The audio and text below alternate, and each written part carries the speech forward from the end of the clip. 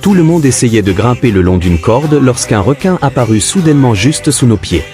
Pris de panique, je grimpais rapidement, mais la corde ne pouvait pas supporter le poids de 2 personnes. Dans la confusion, je marchais sur ma compagne pour continuer à monter. Soudain, le crochet glissa sur un autre rocher et je tombais la tête la première dans l'eau. Je me débattis désespérément sous l'eau et au moment où le requin allait m'attraper, je réussis enfin à sortir de l'eau. Annie était presque arrivée en haut, mais le crochet céda complètement.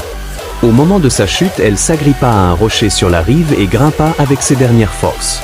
Alors qu'elle était sur le point d'être sauvée, le rocher auquel elle se tenait se détacha et elle retomba.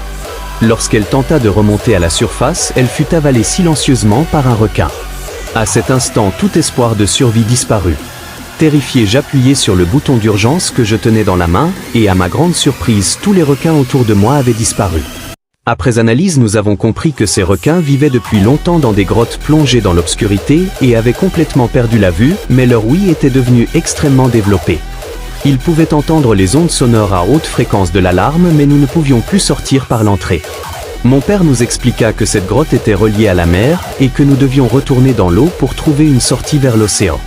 À peine eut-il terminé sa phrase qu'un requin l'avala. Avant de disparaître, il me cria de fuir au plus vite. Nous n'avions pas le temps de pleurer et tous les 3 nous replongeâmes dans l'eau noire en tenant l'appareil d'alarme à la main.